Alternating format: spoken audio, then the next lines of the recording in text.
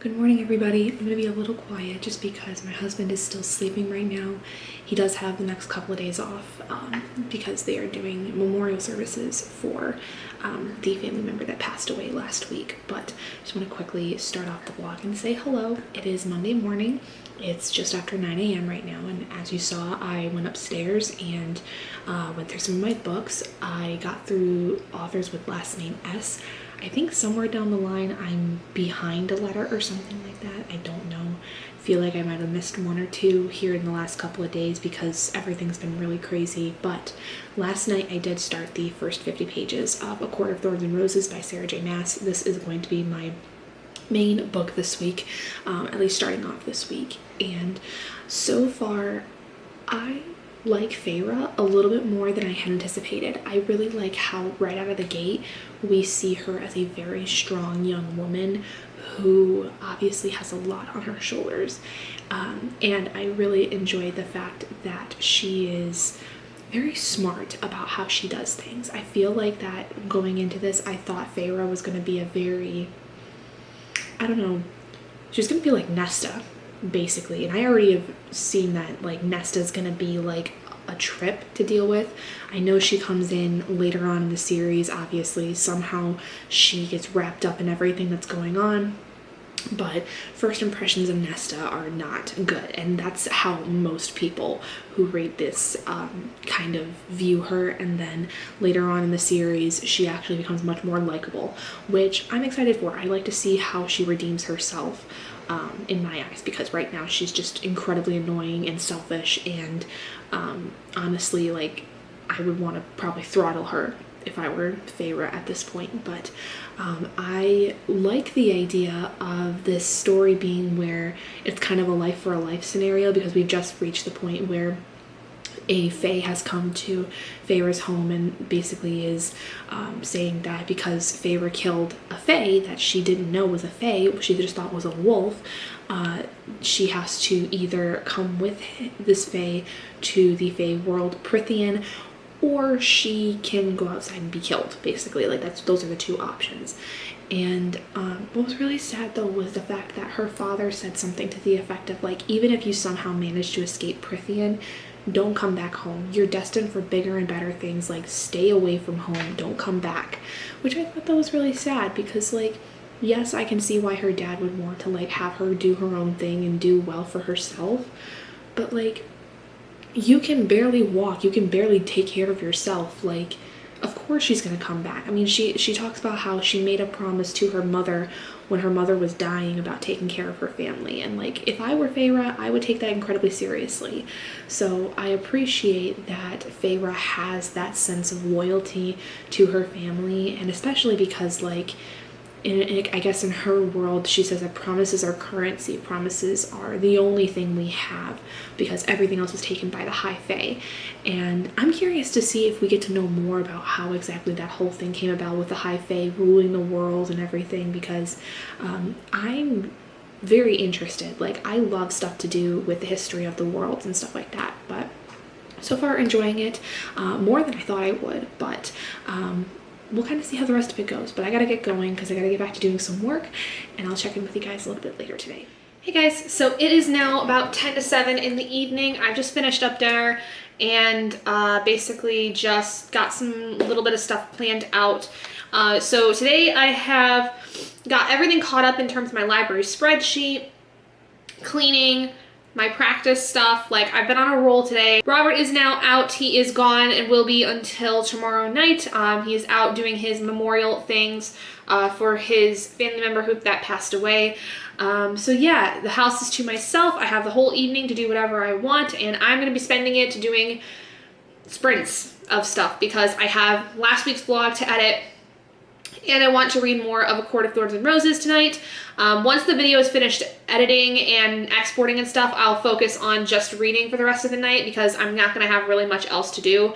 If I can join in on Paco's sprints tonight, I think I might, just in chat at least, maybe not necessarily like join the actual sprint as like a co-host. All right, D12, what are we going to start off with today?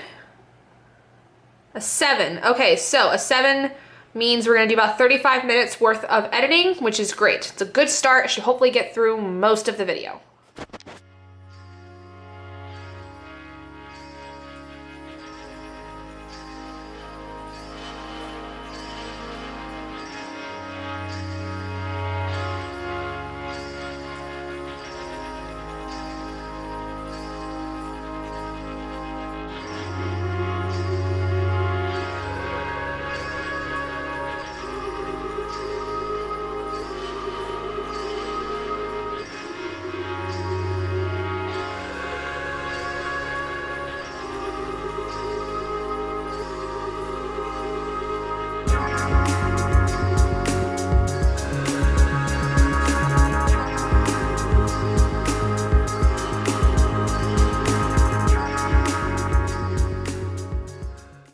Good morning, guys. It is just after 9 a.m. on Tuesday, and I feel like absolute dog shit. But last night, I did not end up reading much of A Court of Thorns and Roses. I read maybe 15 pages at the most of it. So today, though, I'm on page 67 of the book, and I so far like it. I mean, I can't say much more than what I've already said about it because I'm not that much further into the book, but I do think I'm going to end up enjoying it. The one thing I will say is that, especially with the last 15 pages I read, Sarah J. Maas really likes to be repetitive of the same information multiple times, and I'm not a fan of that. I feel like that's very annoying and almost in some ways very insulting to the reader. Like, every chapter, it's almost as if like she thinks that you'll have been gone for 2+ weeks, which most people wouldn't. So for those of you that like would take a long time to probably read this and like would forget things partway through, I think it would definitely be helpful. But for the average reader who's going to probably sit and read multiple chapters within the span of a day, you know, the repetitive nature of like what exactly the High Fae do, and a lot of the info dumping that's involved that kind of, again, is repetitive over the course of time is a little much. Now, if there was info dumping, I wouldn't necessarily mind if it was about different things and not the same thing being repeated over multiple chapters. So it is a little annoying in that regard. I kind of think that that's part of the reason why this is looked at as more of a YA story in a lot of ways as opposed to adult, because of the fact that it's very repetitive, and it seems a little more juvenile in that aspect. But I don't think that this is technically a young adult story. I think technically this is in that new adult range, because I do believe that the main character is, for one, considered an adult. I think she's over the age of 18, and I think that there are, at least maybe not in this book, but in the later books, there might be some smutty scenes. Where I'm at with the story is that Feyre has just been brought to the mansion in the Fey realm, and she's met the two main guys, there's the one guy, Lucian, who is the redhead, and we don't know the name of the other one who brought her to the Fae realm. I don't think we've learned his name yet.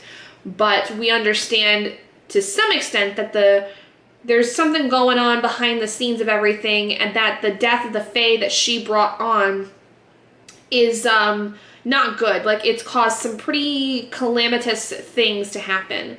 So it's going to be interesting to see how this whole thing plays out, especially because it's very clear early on that the Fae who captured Feyre and brought her over, it's very clear early on that he's going to be like the guy that we have the romantic interest with Feyre. So I can already tell, like, he's kind of got some feeling for her because of her beauty and maybe her strength, probably more so just her beauty. But she's already like, whoa. Like, when he turned from the wolf to his Fae form, she was like, hello, like, you are very, very attractive. But she was like, he's a Fae, don't trust him, that kind of thing. So it does have a very Beauty and the Beast feel to it. I do know that this book in particular, for most people, was very reminiscent of Beauty and the Beast. If it wasn't intentionally a retelling, I don't know whether or not the retelling aspect is true. But I've heard a lot of people say that even if it wasn't a retelling, it is very, very much Beauty and the Beast vibes, which I definitely get, because I can say for certain that at least one character so far feels very similar to a character from Beauty and the Beast, and that is the servant lady. Her name starts with an A, and I can't remember what it is off the top of my head, but she definitely feels like the Mrs. Potts character. I'm gonna go because I gotta get back to work here, and I need to get through the day. My mom is coming to bring me lunch today, which is very nice. She said yesterday she would come do that since I've been having such a crummy few days, and yesterday was pretty crummy still, especially the evening portion, because it just seems like right now my husband can't seem to win, unfortunately. Like, everything just keeps falling apart and changing, and it's not been a great week. It really hasn't. The last week since Wednesday has been, when it rains, it pours. So I'm hopeful that things will start turning around here soon, but I don't know. I'm at a point where I'm starting to wonder if somebody, like, cast the evil eye on him or something like that, because everything bad that could happen has happened so far. And I feel like I have to cleanse him and, like, try to get whatever bad juju is around him to go away. So I think when he gets home today, that's what I'm going to do. I'm going to cleanse him the best I can and figure out what the heck is going on. Hey guys, so it is now going on 1:45 in the afternoon. My mom has already come by and had lunch with me, which was really nice. It was very nice to be able to just sit and talk with my mom for a little bit. Even though I have just seen her on Saturday, it was still really nice to be able to sit and talk with her. And I also just filmed my review for Supernova, so that should be coming out here already. That should be out by the time this video is out. But she also brought with me the book that was dropped off at the house from Carissa. This was the book I was talking about. It is Josh Peck's memoir. I'm probably gonna cry a couple times throughout this. It's actually much shorter than I thought it was gonna be and a lot smaller. I don't know why. I always feel like memoirs are gonna be like these big things, especially when they're talking about things about, like what this one's gonna go into, about Josh's life growing up in the spotlight and all of the things that he seemed to have gone through. And it looks like it's kind of like not so much a set of essays as it is like it's broken up by different aspects of his life. Josh was one of those actors that I really did look up to a lot. Drake and Josh was one of my most favorite TV shows growing up that my sister and I would watch a lot. And because of the things that have happened with Drake and the issues that have come up around him, I'm very glad to see that Josh has turned his life around, because I feel like that he has just grown to still be a very down-to-earth person, even if he may have had a lot of struggles in the past. But the note that Carissa sent said, "I figured that you could use something that would cheer you up. I hope that things get better." So thank you so much again, Carissa, for sending this to me. Yeah, so that's gonna be it for right now. This afternoon, I still have to obviously work and stuff, and then I've got some other stuff I need to do. I do think, though, that at one point during my breaks today, I will be able to start reading more of A Court of Thorns and Roses. I would like to get to page 150-ish if I can today. And I'm not sure when Robert is going to be back home, so I could get further than that. I think I'm going to hold off on editing my review for Supernova until tomorrow, which is fine. So I think that tonight might just be a reading night. I think that sounds really good. Just having a nice reading night, be chill, and be excited when Robert gets home so that I can spend time with him. And yeah, that seems like a really good night. So I think we're going to do that today. So anyway, I'm going to head out for right now, and I will speak to you guys tomorrow when I've made progress and stuff. Hello everybody. It is now after 5:30. The air conditioner is running at full blast because it is 95 degrees outside here in Michigan, which is not fantastic. Also, was feeling really crappy still, so I did my nails, and I've got full length tips on, which is gonna be weird for me. I'm not used to having this long of nails, but I think that the glue has set enough to where I could probably have these on for more than a day and a half. We will see. But I have not eaten dinner yet because the lunch I had today with my mom was actually pretty filling, so I'm not like super hungry. And I still have enough to where like this, it could be my dinner. Like I still have 3 strips of chicken left and some fries, so that's gonna easily be my dinner. And I have leftover filling from the stuffed peppers I made yesterday. So that'll be fine. Robert is, I think, on his way home. I tried to talk to him for a minute a little bit ago while I was doing my nails, and his phone died. And he's been having a hard time with getting it to charge because every time it goes to charge, his phone says it's overheating. And he can't charge it with a normal cord because the port on his phone no longer works. So he has to use a wireless little like charging pad thing for it to charge at all. And he's had no luck with it. It has been nothing but bad luck for my poor husband the last couple of days. On top of that, last night while he was gone, both of his headlights on the car went out. So I am really hoping that he makes it home safe, because my God, has it just been the worst amount of luck for him the last couple of days. I just want him to be home. I just want him to be safe. And I can't even talk to him because his phone's dead and he can't get it to charge because it keeps overheating because of the heat today. So it's just annoying. So to distract myself from the impending doom, I'm gonna sit and do some reading sprints. I don't want to join anyone's sprints tonight because I'm not really up for socialization at the moment. I want to make sure that I am aware when my husband gets home tonight. So I just need something to distract me for a few hours until he does. So, because at the very least, it's a 3-hour drive from where he was. So ideally, he'll be home somewhere between 7:30, 8 o'clock-ish. But we shall see. Hopefully he makes it. I'm really hoping he does. I'm sure he will. I'm just starting to panic a little. It's okay. So let's go ahead and do the first roll for reading sprint. I'm gonna roll right here on the couch. Please excuse all the Oscar hair. It is life of having a dog. Okay, that's really cocked. So we're just gonna grab the dice tray because it's here. Okay, so it's a 6. So we're gonna do half an hour of reading sprints.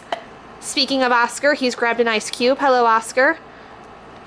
These ice cubes are his lifesaver right now with the heat. But we're gonna do 30 minutes of reading for our first sprint. Ugh. Oh, hello. Hi. Okay, this is what we're doing, I guess. Hi. Oh no, did you drop it? Oh, nope, it's right here. There you go. There's your bone.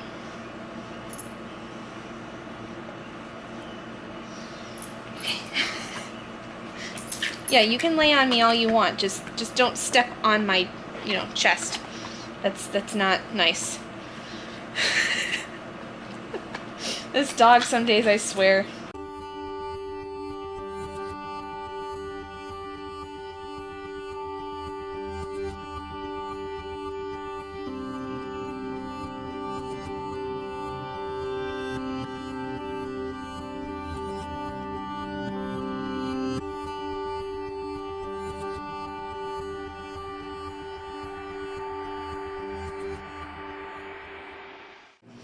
Hey guys, so it is about 12:20 in the afternoon on Wednesday. I'm on my lunch break and I just wanted to update you guys on how things are going. So first of all, Robert did get home safely last night after having just the worst run of luck that we had over the last couple of days on top of everything else that had been going on. But things are starting to look a little up because today I received an email from a place I applied to for a new job that is looking to possibly give me a call sometime this week about the job and talking about, you know, kind of just getting initial contact. So I'm very excited for that.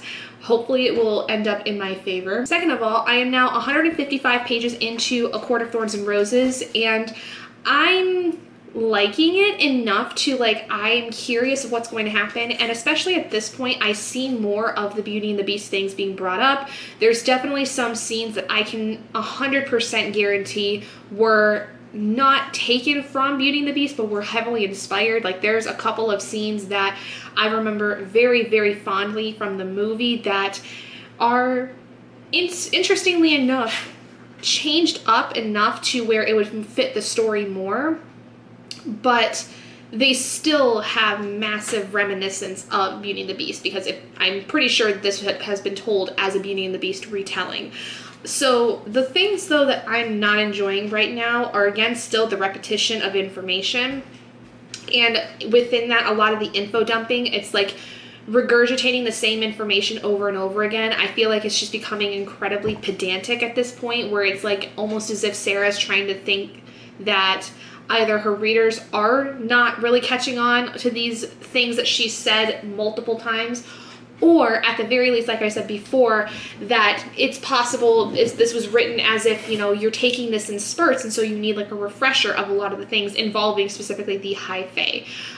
There is a lot of stuff in this that I'm very interested in, though, in terms of the world, because we've learned about the fact that now about a third of the way through this book that there has been a sickness going on in the Fae world that Tamlin has been telling Feyre, which Tamlin is the gentleman who, the Fae who took Feyre away from her home, and he tells her about this thing called the Blight that basically has been taking over the Fae realm, and that is very likely to go into the human world. So basically, this whole thing is coming around where Tamlin is trying to figure out stuff about the sickness and how to stop it, but it's incredibly difficult. And Feyre is slowly but surely learning more and more about the Fae realm and about the dangers within it and about who Tamlin is. We learn that Tamlin is basically considered one of the most important Fae in this world. Like, he's basically like a prince of some kind, and this thing called a Suriel, which is like a type of Fae that is a little bit more dangerous, tells Feyre that there is this other part of the Fae realm that is like further west and across a channel of water that has what's basically like the king of the Fae, and he has something to do with what has happened with the Blight, and it basically making everybody sick, which is then why everybody wears a mask, because for some reason 50 years prior to the story starting, the Fae got sick with this, and part of the sickness was that the masks they had worn at this party that they were at the time that this came around are now stuck to their faces. So instead of it being like in Beauty and the Beast, where everybody that was a servant of the Beast turned into inanimate objects, everybody in the Fae realm that is, you know, Fae, not a Suriel, not, you know, something kind of darker and more twisted, they all have these masks on, and they can't take them off no matter how hard they can. It's basically like glued to their faces. So Feyre doesn't really know what anybody looks like per se. She knows what their eye colors are and, you know, the rest of their features, but not necessarily like anything from like the nose up. She can't really see anything besides the eyes. So Tamlin, though, is very interesting. I like him because he's kind of got that like Beast quality that I really liked with, you know, Beast from Beauty and the Beast, where he tries really hard to make her happy, more so than the Beast did, honestly, in Beauty and the Beast. But Tamlin, like, at least tries and makes attempts to make her comfortable. But Feyre is, understandably so, very skeptical and very kind of standoffish because she was basically taken from her home as repayment for, you know, killing one of his friends. But he tries to kind of like make things better for her. I could tell from very early on this was going to be something where like Feyre and Tamlin were going to end up getting together, or they were going to end up falling in love, because if this is anything like the Beauty and the Beast story, the reason why Feyre is chosen and stuff like that, other than killing that Fae, is because Tamlin thinks she's going to break this curse, so whatever this might be. That probably is like the case, because I mean, Beauty and the Beast kept Belle hoping that she would be the one to break the curse, and so I would assume that in this story Tamlin thinks that Feyre can somehow help with the sickness or breaking the curse that might be on this land.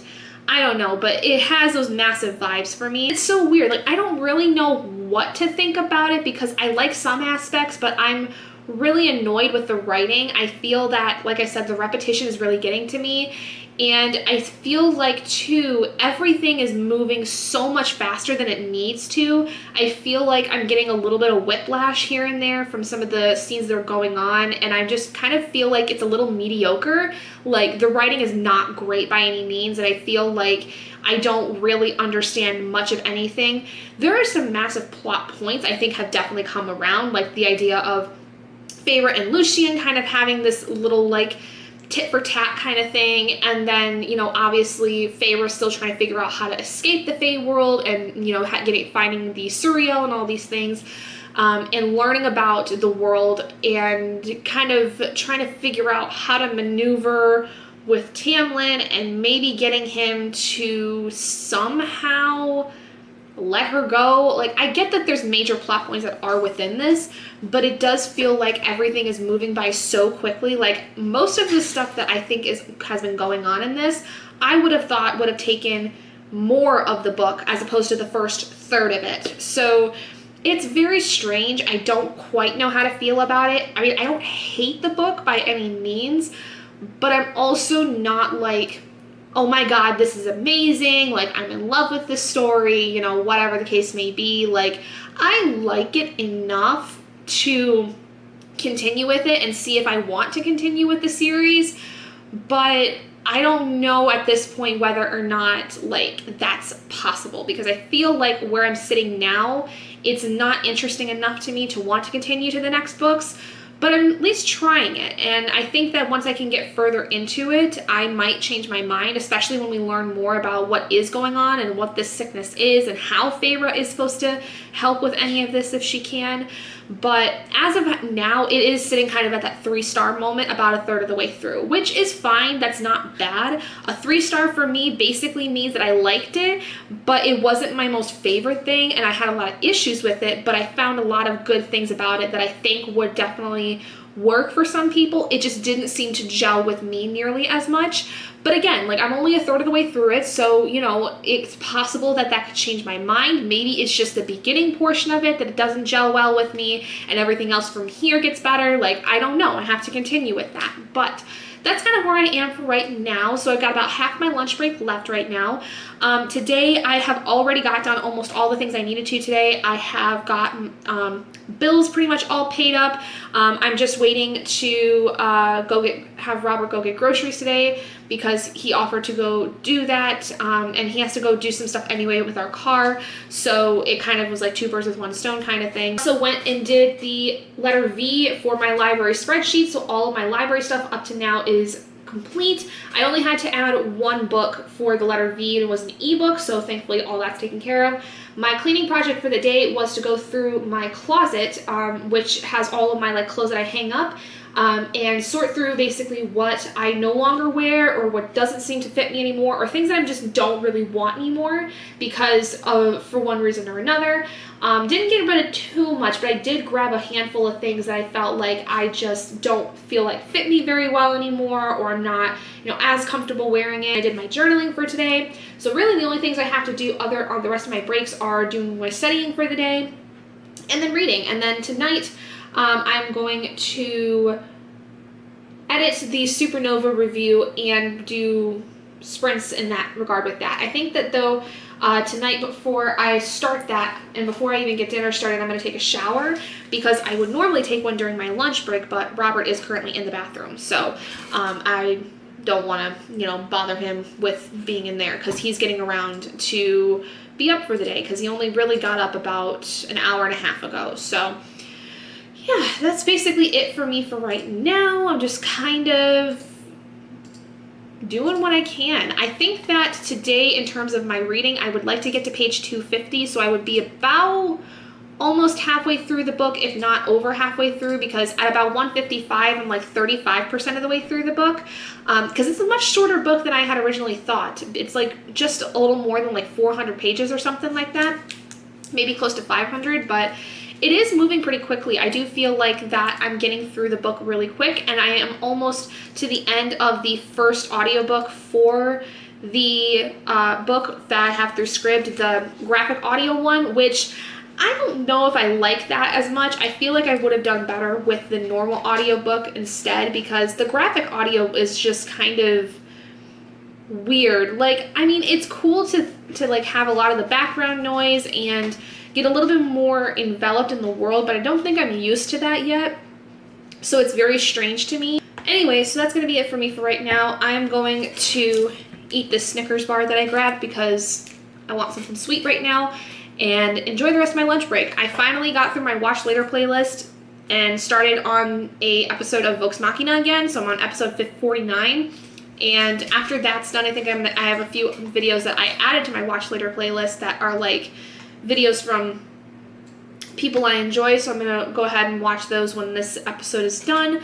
But I might, depending on how long it takes me to get through this Critical Role video, it might be tomorrow that I get to that Watch Later playlist again. So anyway, we'll see. But I don't know when I'll update you guys again. Hopefully it'll be later today, but we'll kind of see.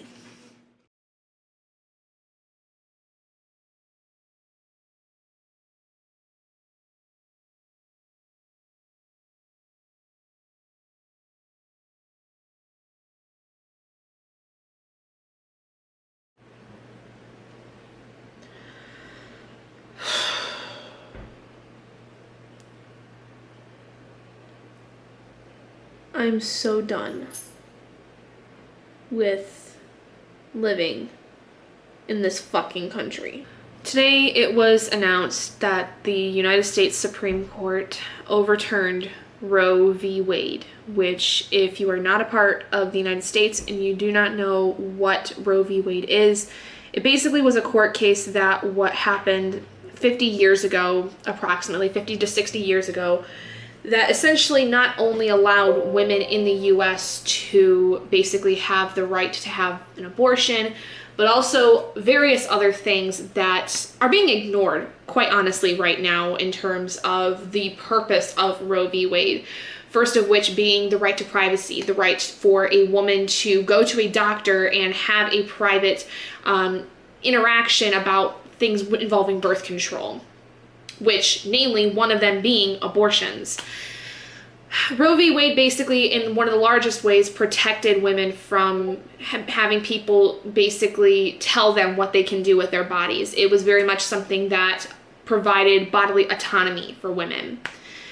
And federally, that is now no longer an option. And then immediately after the Supreme Court announced this ruling, many states across the country have decided to enact their abortion ban. There are some states that have been buckling down and trying to keep Roe v. Wade essentially in their states. States like California, Oregon, Washington are fighting right now to, continue to have Roe v. Wade in their states.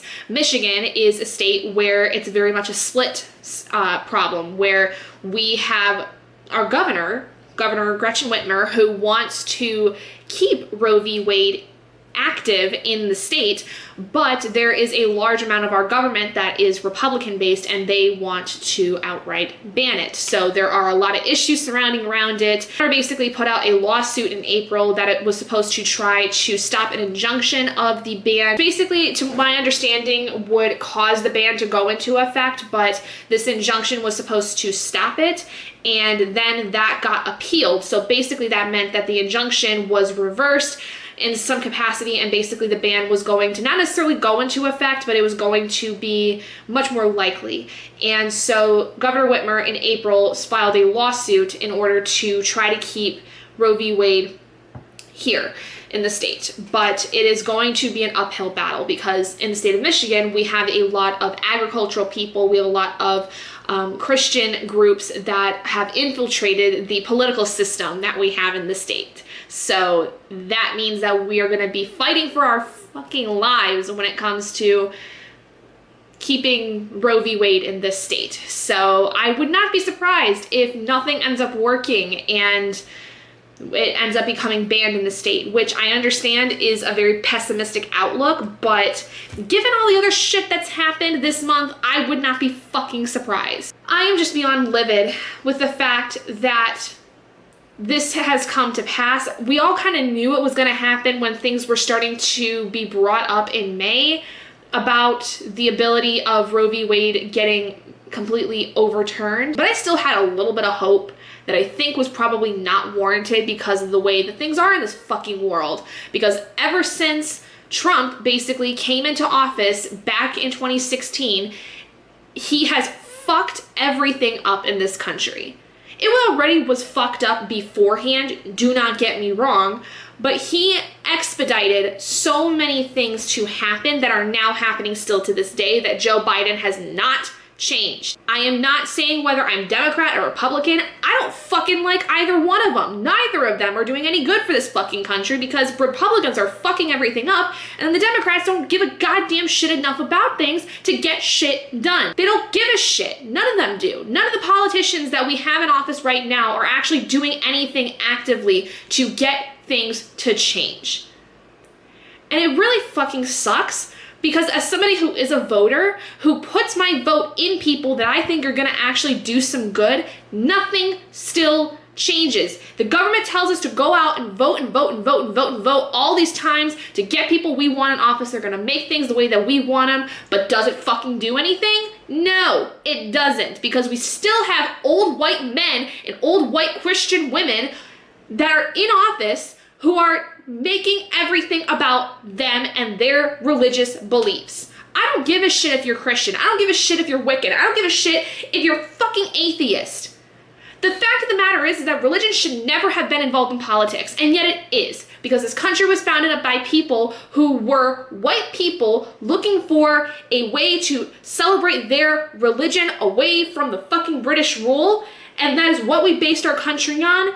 And it has not changed. We still have people in power that are using their religion as their platform for their rulings, as opposed to looking at every single person in this country as different human beings. And what fucking sucks is that there's still gonna be abortions happening in this country. There are gonna be thousands of women who are still going to get abortions, but they're not gonna be safe. They're not gonna be safe, even if they're being done by doctors who are basically going against the law and putting themselves in jeopardy of being arrested for performing abortions outside of, the law and doing it basically out of their homes. It's not safe. It's not safe, even if a medical doctor is performing this and knowing that they could get themselves thrown in jail for it.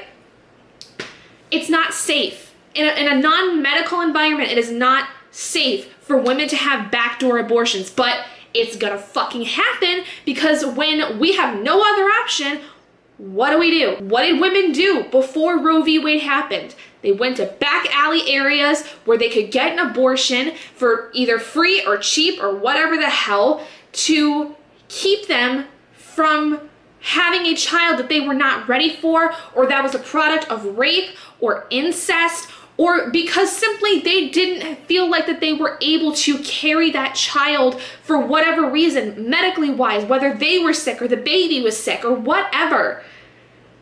All of that shit's gonna happen again. It still has been happening in plenty of areas where women can't afford to go to a medical doctor and get an abortion.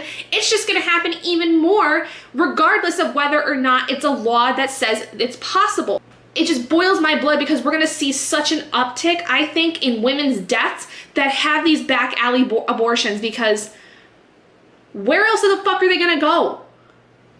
Where are they going to go when the government tells them they no longer have control of their own fucking bodies?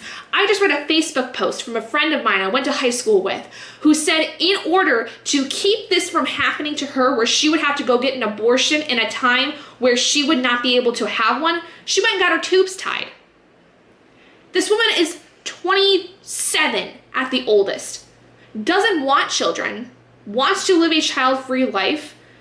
So in order to keep herself safe in the fact that she wouldn't have to go get an abortion down the line when she wasn't going to be able to because it was going to be illegal, she got her tubes tied. She was proactive. That's all she did. She was being proactive and decided to go do that. But how much you want to fucking bet that even if a woman has a baby and decides to get her tubes tied, the doctors are going to tell her that's illegal? It's already been also revealed that one of the men on the Supreme Court has said that they should start considering whether that they're going to allow same-sex marriages, same-sex relationships in fucking general, and access to any form of birth control, the pill, the shot, IUDs, whatever the hell. How much longer before any of that stuff gets ripped away from women who don't want to have children at a specific time or want to protect themselves from having children at a time where they're not fucking ready? This is absolute fucking bullshit. And if you're gonna sit in my comments and tell me that this is saving babies and all that shit, fuck you. Fuck you and your high horse, because what you're doing is you are placing unborn children, children who do not even have a heartbeat when they are aborted. You are placing them higher than the children who are already fucking suffering in this country, who are placed in adoption facilities because they can't have parents who are going to protect them, who are going to help them, and they're sitting there for years on end, gaining all kinds of emotional and mental problems because of the fact that they don't have family who is willing to take fucking care of them. You're also placing them above children who are getting shot up right now in their fucking schools, because God knows that that happens every few fucking minutes that there is on this earth, that a school gets shot up and all these little babies that you're supposed to also protect because of this religious idea of yours, but you're gonna place guns ahead of those babies. This is not protecting babies. This whole thing with abortion is not about protecting fucking children. Get your fucking head straight. This is about getting people under control. That is all it has ever been. How much you wanna bet that after all this other shit happens, they're gonna start going for people of color. They're gonna start going for people who have been in lower income areas. They're gonna start going after the people who aren't fucking white all over again. I'm fucking sick and tired of living in this country. But can I leave? No, I fucking can't, because I can't fucking afford it. You wanna save babies? Provide actual fucking health care for them that's gonna help. You wanna save babies? Keep fucking guns out of the hands of people who are gonna use them to kill them. You wanna save babies? Fucking adopt a kid who's been left at an orphanage because their parents can't take care of them for whatever reason that they deem as necessary. Stay out of other women's business. What a woman does with her body is not the fuck up to you, even if you're another woman. If you are not the one carrying that fucking baby, you do not have any right to say whether the fuck she should keep it, abort it, or put it up for adoption. You don't have the right if you are not the one that is carrying that child. And if you're a fucking man, you sure as hell don't have any right whether to tell her to keep that fucking baby, even if it's the one you put in her. You do not have the right, because that is her body. She is the one that is gonna have to carry that baby, or not. She's the one that's gonna have to carry that fucking clump of cells for however long until it forms into a baby and then is fucking shot out of her vagina. A man does not have the right to tell a woman what the fuck she should do with her body. None. None whatsoever. You did not get to tell me what I should and should not be doing. Do you have my brain? Do you have my organs? Do you have my voice? Do you have my eyes, my ears, any of my facial features? Do you have any of my personal bodily functions? No.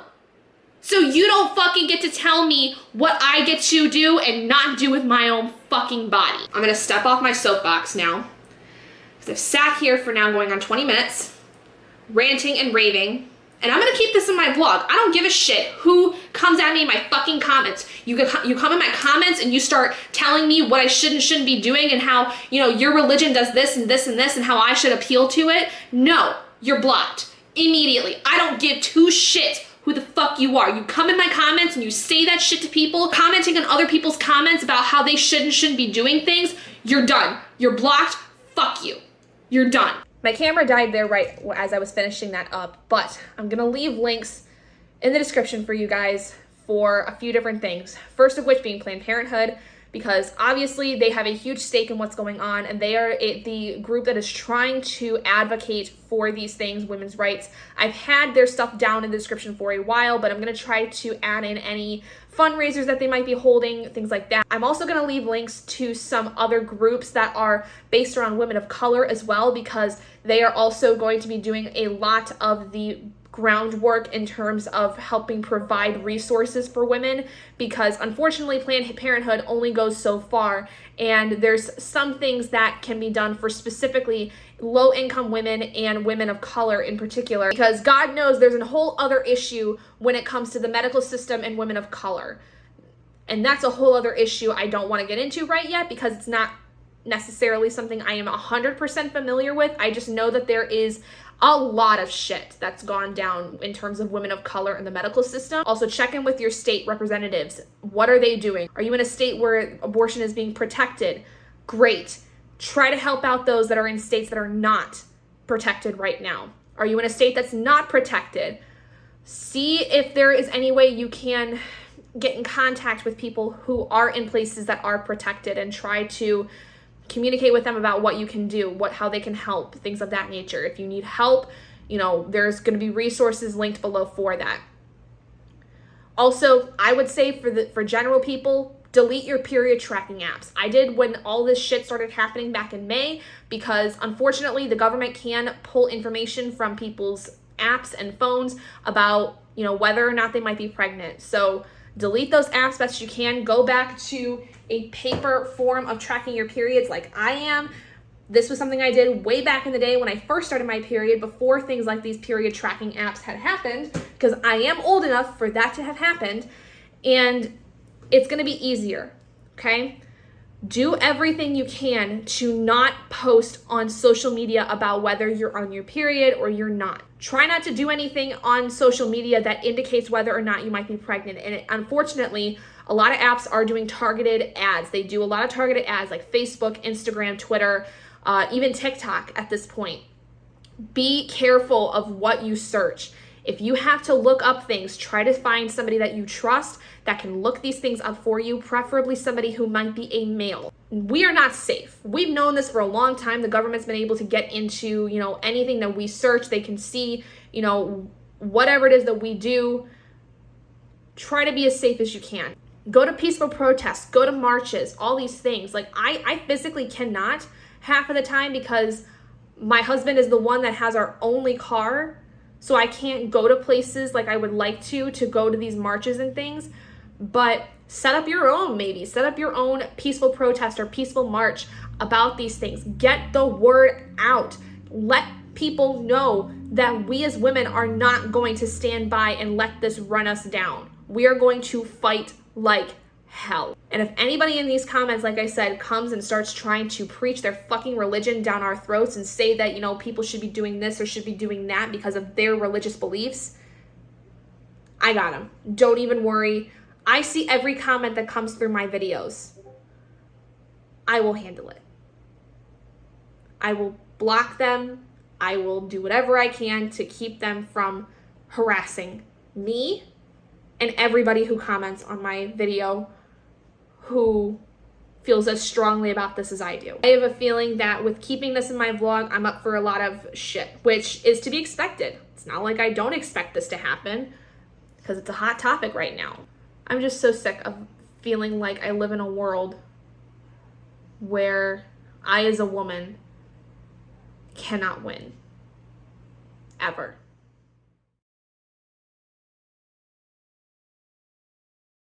Good morning, everybody. It is 10:15 in the morning on Sunday. So, coming at you a little bit cheerier than I was on Friday. But yesterday I didn't update at all because I was out basically all day with a couple of my friends for one of my friend's birthday celebrations. We went to a mud girl run, which was really fun. I had never done that in my life, but it was so fun. It was actually supposed to be like super hot yesterday, like up to the 90s, and basically going through mud pits and everything and getting muddy made it so much easier. And it was actually like probably one of the coolest things I've done that was super low impact, because I thought that at first going through this mud run, it would be really intense and I would probably hurt myself, but it was actually incredibly low impact. Nobody was actually running. It was more of kind of like a run walk, like you could decide what you wanted to do. And we just had a really good time. So there was Megan, who was our birthday girl, another friend of ours, and our friend's mom and her mom's friend. So there's 5 of us, and it was really fun. We had such a good time, and we completed the whole thing in about an hour and a half, so that was really nice.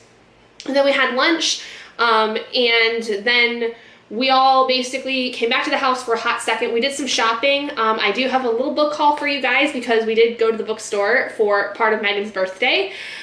So yeah, we went out. I got a couple of things at a metaphysical shop to restock my things and get some stuff just basically prepped for upcoming spells and stuff like that I'll be doing. And I did grab a few books, spend a little more than I wanted to, but it is what it is, because I wanted to grab a few things. I was feeling kind of crummy the last couple of weeks, so I figured that this was a nice opportunity to go do some stuff. And actually, honestly, after this weekend, I don't think I'm going to do much book shopping, even for my birthday, unless somebody decides, hey, here's a gift card, go get something, kind of thing. I'm kind of tapped out on the book buying for right now. I feel like I just need to settle down with that because I'm gonna start going ridiculous if I don't. So, but we went over to a mall, which was really fun, and then came back here and we basically drank and played board games, which was really fun. So that was probably one of the most fun nights I've had in a little while since I went to that bachelorette party in May. So I had a really good time. We're all feeling a little rough. I feel better now. But I had, over the course of the day, an off and on headache, and I think it was because of being out and doing stuff in the heat yesterday, and the fact that there's a thunderstorm coming in again, where I'm just kind of having like an on and off again migraine. So I have kicked it in the butt so far right now. I'm not super nauseous. I probably could eat something and have a cup of coffee if I really chose to, but I'm going to start with a cup of coffee and kind of work my way there because I'm not like starving at the moment and I don't want to push it. So I think I'm going to make myself a latte and we're going to kind of get through the day. But as far as reading updates, when was it? Friday night? Yes, Friday night I finished A Court of Thorns and Roses by Sarah J. Maas, and I rated it 4 out of 5 stars. I was actually very impressed with the latter 2/3 of this book, because the first third of it, I was really annoyed, mostly at the fact of the repetition that was involved in learning about the world and the high fae and all these things, because there's a lot of points where, in the midst of all the world building that goes on in this book, there's a lot of repetition, almost as if, like I had said before, where Sarah had assumed that like between each chapter you'd had some time where you were sitting away from the book and you weren't reading it.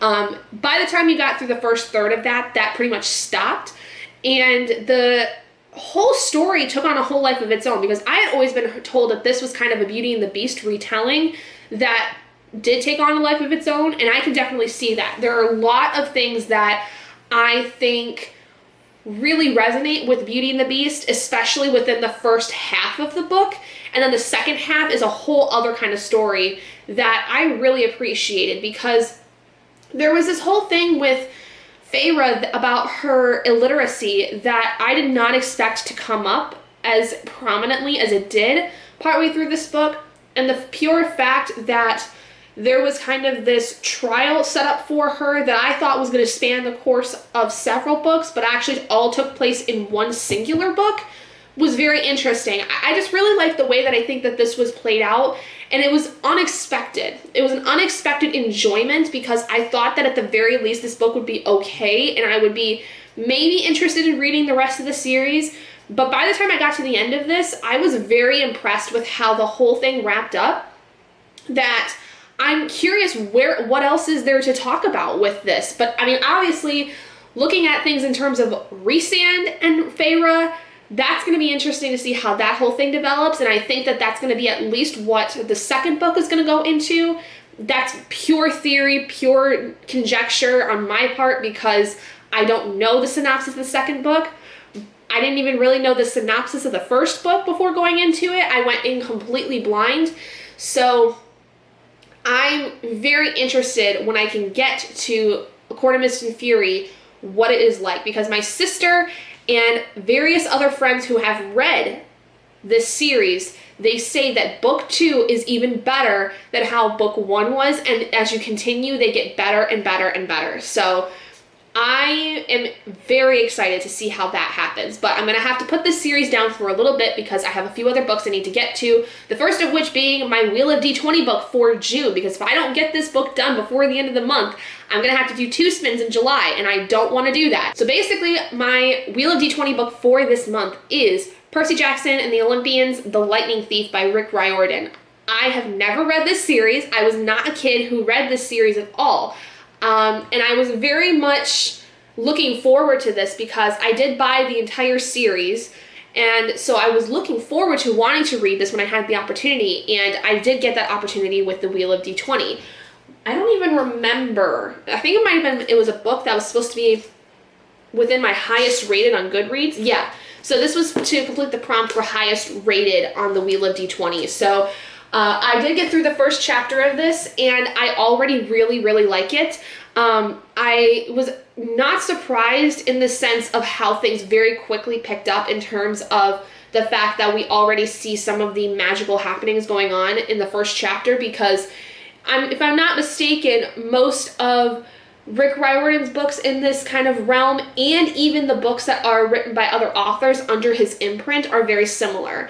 Going back to remembering how Arushan, The End of Time by Roshani Chokshi started, I do believe it was within the first couple of chapters that things picked up really quickly, magic-wise, and then over time things were explained. So I'm not surprised that this one kind of starts off with a bang.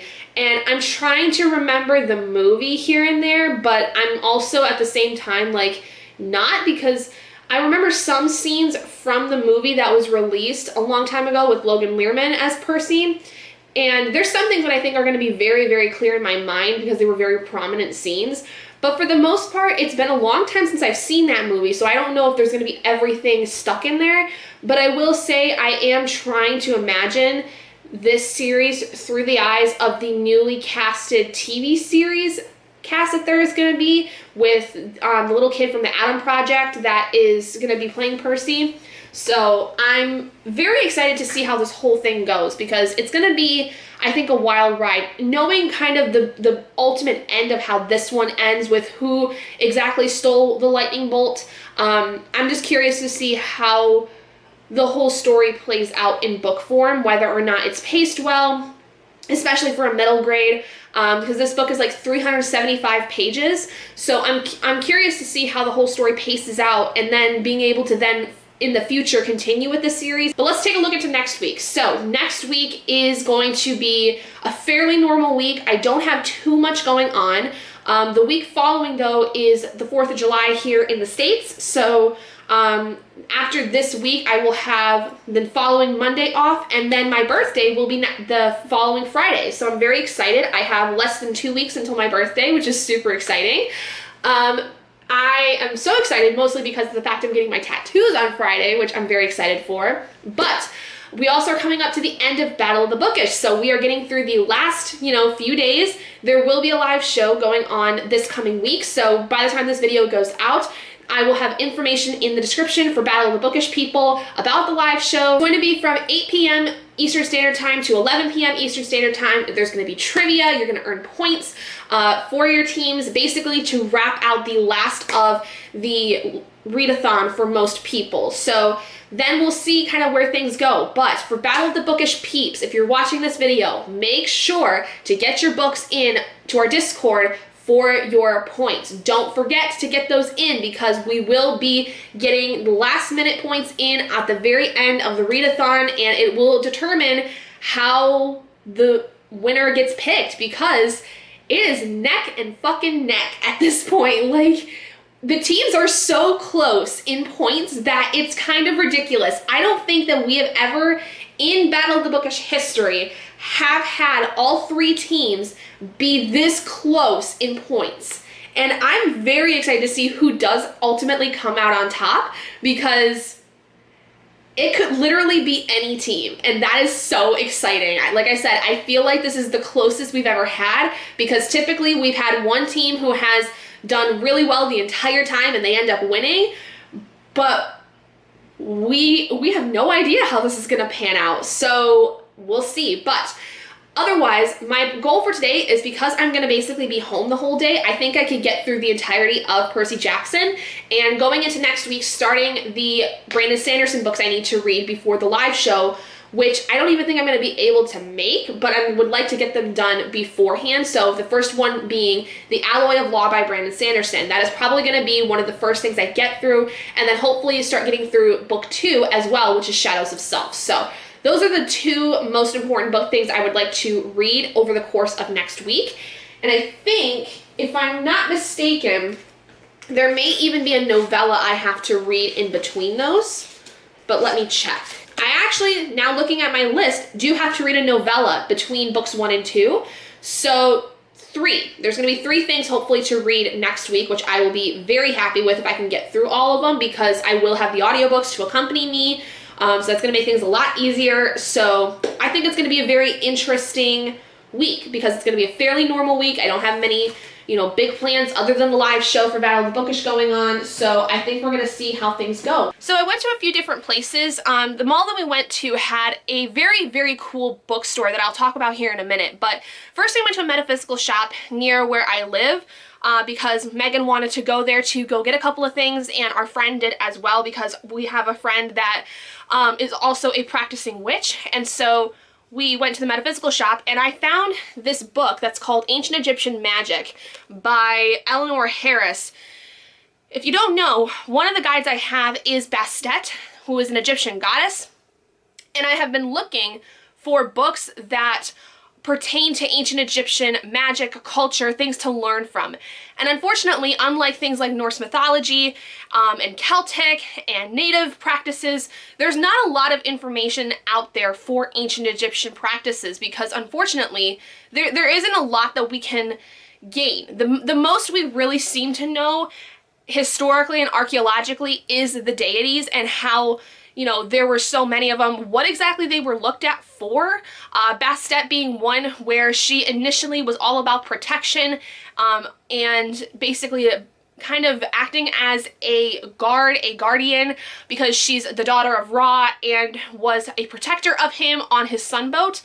But she also had a sister named Sekhmet that a lot of people seem to think of as more of the fiercer, more lion-like person, and over time Bastet was then revered as more of a cat-like individual, where she was much more tamer, much more nurturing, loving, where a lot of her followers then determined that she was kind of more of a goddess of fertility, home, things of that nature. So, but she kind of plays on both ends because of the fact that she is a feline, like the lion, but also the fact that she's a little bit more of the tamer, more kind of feminine side of things, if you will. So this, though, what it looks like is it basically talks a lot about the invoking of the gods, how to do different kinds of things in terms of magic with ancient Egypt.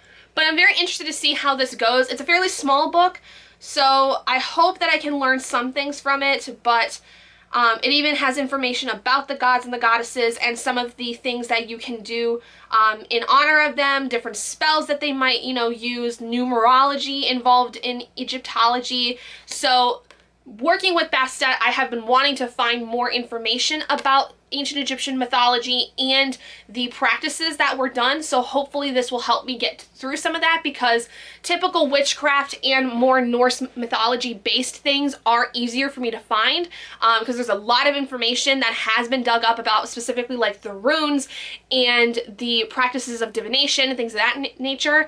So this was very exciting for me to find at the metaphysical shop that I went to.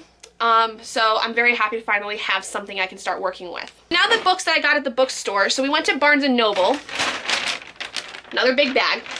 At this Barnes & Noble, I only got 5 things. I didn't spend nearly as much as I thought I was going to, because there were a couple of things on sale. But one of the first things I got was finally getting the first part of JoJo's Bizarre Adventure by Hirohiko Araki, a manga and anime I have heard a lot of, people say that is very, very fun to read, and I've been wanting to get my hands on a copy. I have no idea what to expect out of this manga series, but it's a long series, and I've heard it's very, very fun and kind of kooky and crazy. So we'll see how it is. The other manga I got was the collection of the first 3 volumes of One Piece by Eiichiro Oda. I have no idea how to pronounce that first name. I apologize. Funny enough, Princess I Know at Castle Library just found this volume after having apparently searched for a very long time and not being able to find it anywhere. And I was thinking, you know, maybe it would be interesting to see if I could find this at my Barnes & Noble that I went to. And it was right there. So I am sorry, Princess, for the fact that you could not find this anywhere you looked, but somehow I found it very easily at my Barnes & Noble. So I wonder if it's just because somehow, some way that is very popular out by you. But I've never watched One Piece, but this is one of those things like Naruto where everybody that has anything to say about watching anime and reading manga says that you should start, because it is a long series if you're willing to get into it, but it's very fun. So I'm very excited to finally kind of get through the beginning of this. And then I did get 3 novels. So the first one being The Power by Naomi Alderman, which, very timely for right now. I saw this on the shelf and I said, you know what? I've been wanting to read this for a while. I've been wanting to have this book for a while.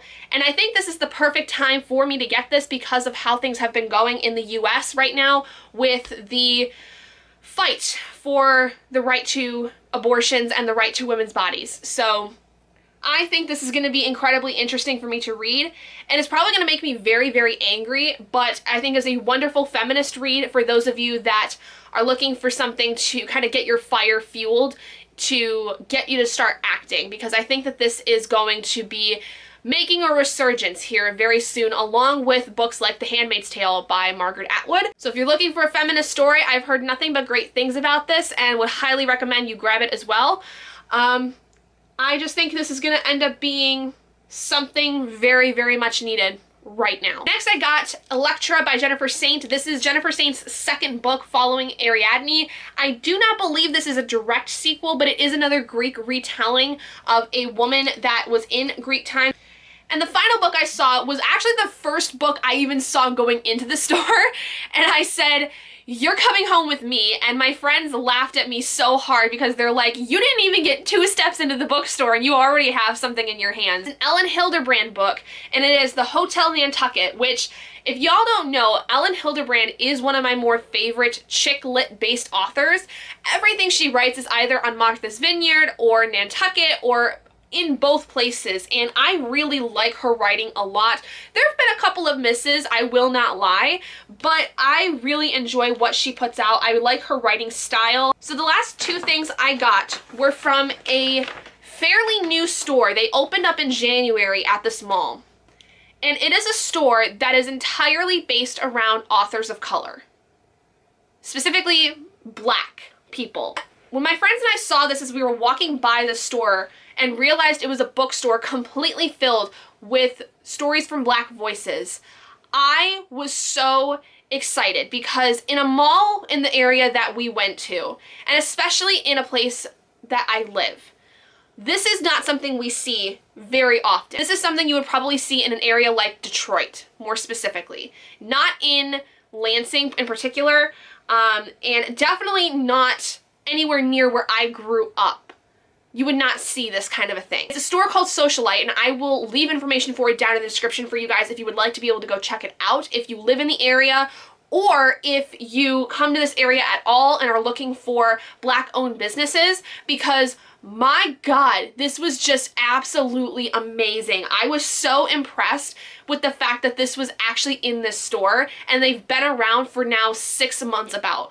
But they have entirely Black voices in this store. They have nonfiction, they have romance, they have YA. They had a children's section of picture books for kids. Like, it was just beautiful. They even had a little setup for a Black-owned tea business where this person actually creates tea blends, and they had them on sale at the store, and it was so cool. I'll leave information for that place down as well. It's called Blends, I believe, but I was so happy to see this. So every time I go to that mall now, I'm going to stop at that store because I want to support this store so much for the fact that they even exist in this area.